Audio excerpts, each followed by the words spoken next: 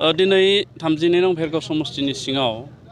मोन 14टा PCDC बे मोन 14टा PCDCनि गोबां गामियारि लामाया अखा एसे हायोब्लानो हाब्रु जायो आरो थांलाय फैलाय खालामनायाव गोबां उसुबिदा जायो आरो गोबां लामायाव बुंनांगोन दिनैसिम स्किम बा बिदि जेबो लामा फोसाबनायनि आसनिया सहैथ'वाखै दा बेखायनो आं गावनि नाजानायनि गेजेरजों जोंनि दोलोनि दैदेनगिरि मावथि बिथांमोननि हेफाजाबजों सानसेनि हाबाफारि लानानै 14टा PCDCआवबो जेसेबांखिनि लामा दङ जायफ्राव सेन्ड ग्रेभेलिं एसे गोलैयोब्ला बा एसे गारोब्ला थांलाय फैलायाव एसे सुबिदा जागोन बेखिनिखौ नायनानै सेन्ड ग्रेभेलिं गारनायनि हाबाफारिखौ लानाय जादों गोबां रायजोफोरनि बियो खावलायनायबो दा बेखौनो जोङो मावफुंनो थाखाय नाजानाय जादों आरो जोंनि थांखिया जाबाय जोंनि गामियारि ओनसोलनि सुबुंफ्रा जाहाथे हान्था मेलायाव जाहाथे उसुबिदा जाया आरो सरकारनि जिहेतु आसनि एबा स्किमा बिदि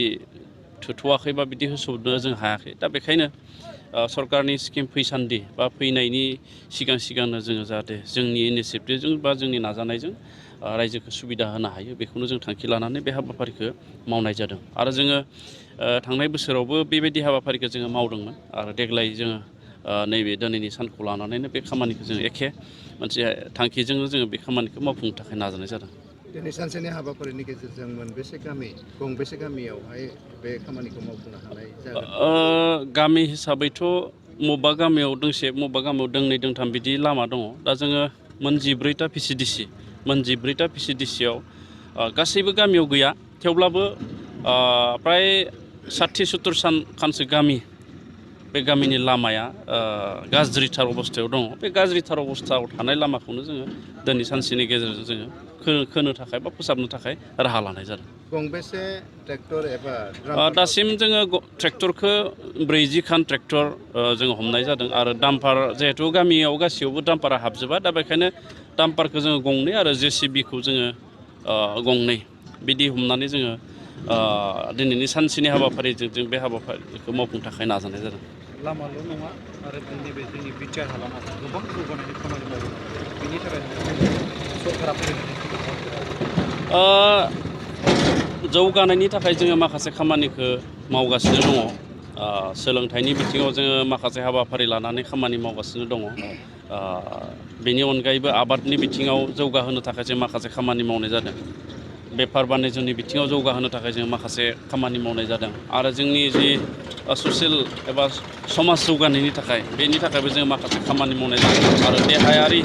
जायखौ जोङो हेल्थ होननानै बुंदों बिनि थाखायबो जों माखासे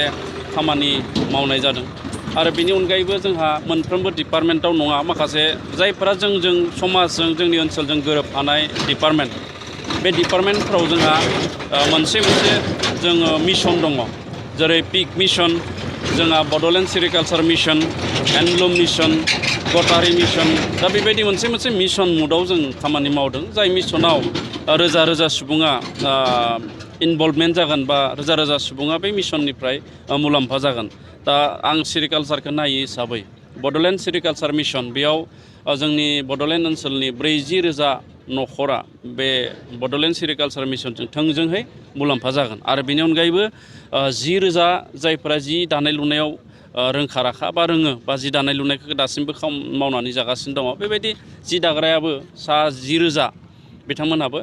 मुलाम्फा जागोन दा बेबायदिनो जोङो माखासे मिशनफोरखौ लानानै जोंनि बड'लेण्ड ओनसोलखौ जोङो जौगाहोनो थाखाय जोंनि बड'लेण्डनि रांखान्थि समाजखान्थि गासैबोखौबो जौगाहोनो थाखाय जों खामानि मावबाय थानाय जादों। लामा सामा फाहामनायनि गेजेरावहाय सरकारनि आसनि माखासे दङ नाथायबा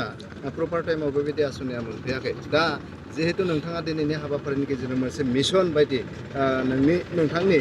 नाजानायाव बे मिशन बायदि मोनसे खामानि मावनो लादों बेखौ ब्रिटिश सरकारा मिशन बायदियै लामा फोसाबनायनि लामाखौ मिशन बायदि फोसावना मोनसे लामा दङ बिदि फोसावनायथ' गैया जायफ्रा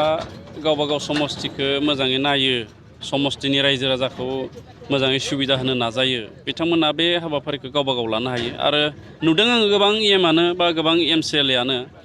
लामा फोसाबनाय बा दैबाना होबथानायनि राहा लानाय बा देहा जोथोननि थाखाय मेडिकेल केम्प फाथिनाय दा बेफोरबायदि हाबाफारिफोरखौ जोङो लानाय नुदों आरो आंबो बिदिनो मेडिकेलनि बेलायाव मेगननि ट्रिटमेन्ट आरो केन्सारनि ट्रिटमेन्ट बेखौ माखासे NGOनि हेफाजाबजों आङो मावगासिनो दङ थांनाय बोसोराव जोंहा 14 PCDCआव जों मेगननि फ्रि आइ ट्रिटमेन्ट केम्पखौ जोङो फाथिलांबाय आरो देग्लायबो 2 PCDCआव अलरेडि फालिलांनाय जाबाय आरो 16 जन जायफोरखौ मेगनाव अपारेसन खालामनो गोनां बिथांमोनखौ आंनिफ्रायनो खरसा होनानै 16 जनखौ अपारेसन खालामनानै लाना फैनाय जाबाय आरो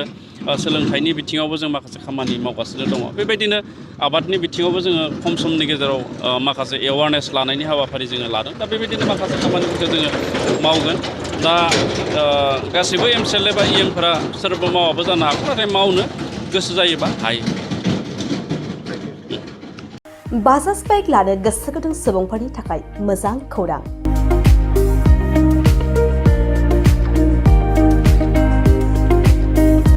क'क्राझार जिल्लानि सेरफांगुरियाव थानाय पंका एन्टारप्राइज बाजाज श'रुमआ इन्डिपेन्डेन्स डेनि स्पेशल अफारखौ लानानै फैदों बे श'रुमाव थांनाय 1 आगस्तनिफ्राय 31 आगस्तसिम इन्डिपेन्डेन्स डेनि स्पेशल अफारजों लोगोसे एक्सचेन्ज होगासिनो दं बायग्रा सुबुंफ्रा एसेल' बिबांनि रां होग्रोनानै प्लेटिनियानि गासैबो बाजाज सिटीनि गासैबो मडेल आरो पालसार 125नि गासैबो मडेलफोरनि बाइकखौ RC इन्सुरेन्स लाफानानै 10,999 रां बेसेनावनो लवेस्ट डाउन पेमेन्ट होनानै बाइक लानो हागोन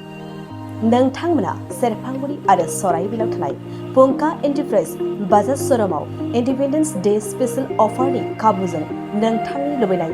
बाजाजनि बाइकखौ लांफैनो हागोन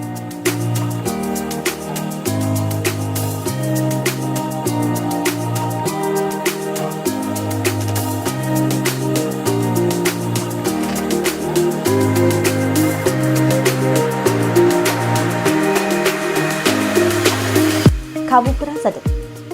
5 लिटार पेट्रल फ्री गंसे हेलमेट फ्री बाइक बायगिरिफोरनो 1,000 रां केशबेक हरफिननाय जागोन